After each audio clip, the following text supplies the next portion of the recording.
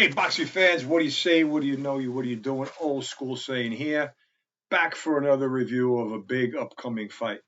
And I got to tell you, it's been a while since I've been on the channel. I got to tell you, there was several points where I was kind of tempted to pull the trigger and do a preview, but really not that compelled. The Tank and Garcia had me kind of tempted there, but I didn't push the button on that one. And I wasn't really surprised. I pretty much figure it would go as it went. But this fight, the Haney Lomachenko fight, I think is really intriguing.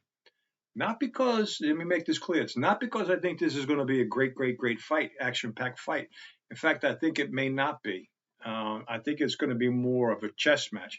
But I'm intrigued by the fight anyway because it could go a couple of different ways. At the broadest level, you have the obvious demographic contrast between the two fighters.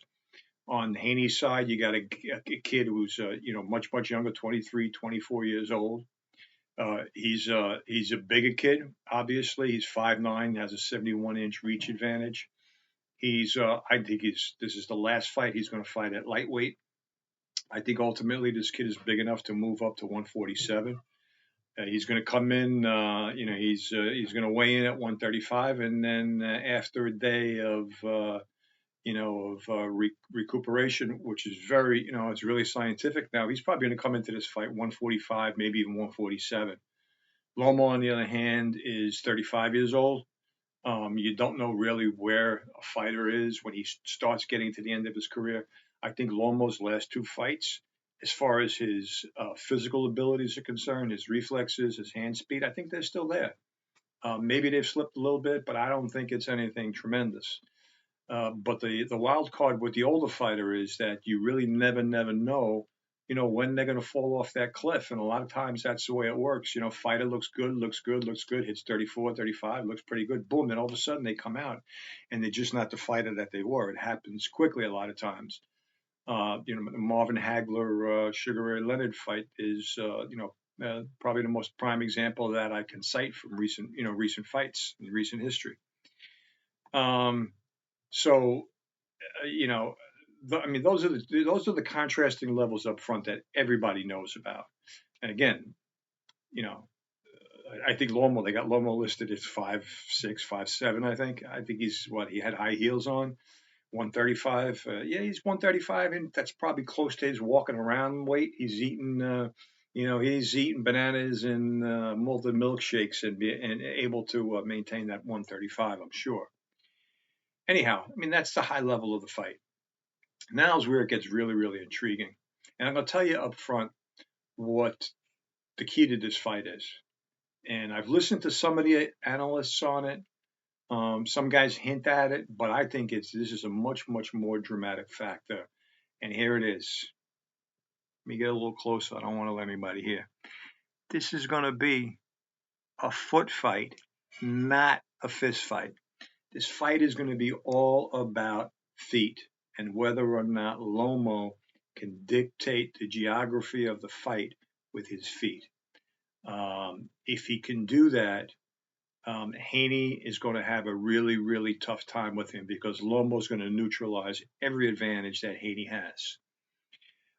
If he can't do that, if Haney is able to make the adjustments and keep Lomo in front of him, it's going to be a much more competitive fight where I think Haney will have the advantage because Lomo is no slouch in the pocket. He's not nearly the fighter he is when he's able to go out the side doors, but he's still a good solid fighter. Now, some weaknesses. Lomachenko, I think his weaknesses are those physical disadvantages that he has. And as I said, the age, the unknown factor there about what's going to happen. But I found a couple intriguing things about Haney. If Haney comes into this fight thinking that he's fighting a next level George Kambosos, he's in for a rude awakening. This is not George Kambosos 2.0.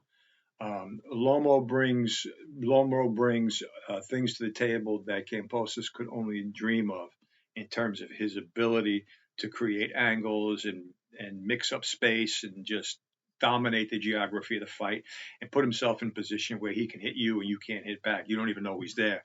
You remember from the, I think it was the Comey fight. Comey commented, he said, 1 minute he's in front of me, the next minute I don't know where he is, but all I know is I'm getting hit. That's the kind of ability that he has. Now you might say, you know what? That ain't going to work with a guy like Haney because Haney is, and this is true, Haney is a tremendous athlete. And he's got tremendous boxing skills. Let's face it, he really, really does. He's a well-schooled fighter. And with the physical advantages, some people say there's no way that Lomo, is going to be able to dictate the fight in any way. But I disagree with that. I'll tell you why. Watch Haney fight. Haney is, even though he's got those physical advantages, he's not a guy that looks to overwhelm and dominate you. He's not a high volume puncher. He's a guy who, he'll single, double, occasionally. I rarely see the guy triple up on the jab, but he's kind of jab, jab, right hand, jab, jab, right hand, jab, jab, right hand, left hook. And he's right in front of you the whole time. And he's kind of backing off. He's coming in, he's backing off. And he's very methodical about how he's going about his business. Now, he can make you look really bad because he could pot shot you all day long. He's got the ability to do that. But that's not going to work with Lomachenko because Lomachenko has the ability, to get underneath the jab and then change those angles on you. And you know what? He's right-handed. So if you're here and he's here or he's there, he's out the side door. He completely neutralizes everything that you do. Lomo will neutralize everything that Haney brings to the table. So Haney's got to do something different. And Haney is somewhat susceptible to this side door action. Why? Because he fights with a wide stance. Go back. You don't believe me? Go look at the tapes of him. He fights out of a wide stance. He likes to sit down a little bit. Why? Because he likes to be right in front of you and use his length, his advantage in length and reach to actually dictate the pace of the fight. Won't work with Lomachenko because he's just not going to be there. So Haney has to make some serious adjustments to his game that are not so easy. First of all, on a technical level, they're not so easy because footwork is not as easy as it looks. It's really, really tough to develop that kind of footwork. And I'll tell you a little bit about what that encompasses. And the other thing is that fighters have a tendency to fall back on what made them successful. You can go to 6, 8, 10 weeks of training and make all the adjustments in training in the world and then come into a fight and it's all out the window after a minute of the fight.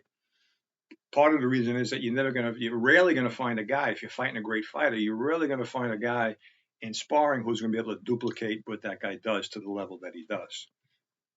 So, I want to talk a little bit about Lomachenko's last few fights, particularly the Lopez and the Ortiz fight, where he didn't look so good. And it wasn't because of a diminishment of his ability, my opinion. It's because those guys had the ability to, and they knew what to do against Lomo footwork-wise. That's why I say this is going to be a foot fight and not a fist fight. Lomo, if you're any left-handed fighter, you're taught to move to your right. Okay, if you move to your right, just think about a right-hand fighter coming at you. You're basically taking away his right hand, and you're getting outside the jab. And you've got the ability, if you're in here, you're able to go to the body. And if you're like Lomo and you're able to get all the way out to the side, okay, it's basically a 3-step action to get to the side. Or it's sort of like a hop and a switch. It's more of a switch where he gets to the side of you. He's all the way on your side. He's not just slipping. He's all the way on his side, and you're completely exposed. So there's no way that you can counter him. Those guys, both of those guys, Lopez and Ortiz, understood how to counter that kind of action. Now, let me make it clear. Lomo doesn't only step right. He also steps left and goes out the side door on the left, so that if you throw the right hand, he gets underneath and he takes those 2 quick steps and he's over to the side where you can't hit him. Okay, and sometimes he'll go to his right. He'll go out the side door on the right. You look to make the adjustment, and then he hops to the left, and he's in on you, taking the right side of your body apart. How do you counter it? How did Lopez and Ortiz counter it? Well, what they did was right-handed fighters, the left-handed fighters looking to move to the left. Okay, you look to move to your right. So you're stepping in the same direction. You're stepping this way. And by stepping that way, you're basically cutting him off and basically maintaining that straight on angle with him. So that's one thing they'll do. The other thing that you try to do is you try to step right into him. So if I step right into him, you kind of smother him. Yeah. The other thing that you can do is you can step straight back. If you step straight back and Lomo moves to his right or his left, either, even if he has an angle, he's not he's not at a distance where he can hurt you. Same thing. Same thing. I think I had mentioned already. You can step straight back and create more space. So those are kind of the 3 or 4 things that you can kind of do that Lopez and Ortiz were really, really, really good at. Why? Because both of those guys have those foot skills. That's typically the way they fight. Ortiz had the advantage of working against Lomo in sparring for an entire camp. So he's got Lomo's rhythm down. And make no mistake about it, fighting is about rhythm. It's absolutely a rhythm sport, like most other sports. And if you can kind of capture a guy's rhythm, you can come up with ways to counter him, particularly in this case with the feet. Um, Now, can Haney do that? I don't know. Like I said, one of the things I noticed is Haney fights with a very, very wide stance, and he likes to fight. He likes to come, straight ahead. He likes to have his opponent directly in front of him. We can take advantage of that reach. So he's going to have to narrow his stance and look to take away those angles, reestablish space, and then reestablish that jab. And once he does that, I mean, he has Lomo now. He's used his feet. He's got Lomo back in the pocket, straight up on him. Then he's going to have to be more active. He's going to have to move those hands more because, like I said, if he's methodical with Lomo, this ain't Lopez, where Lomo has to respect Lopez's power and he's going to run around the ring for the first 6 rounds. You can be guaranteed he's not going to do that. Number one, for tactical reasons, and number two, because he doesn't have to, because Haney doesn't have the power that Lopez had.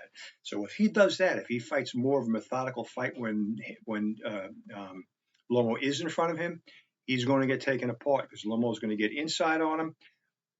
Haney's going to look to grab, and you can't grab a guy. You can grab a guy if he comes inside you and looks to work your body from the front. But if he steps to the side now and starts working those angles, you're grabbing air. You're not going to be able to do that.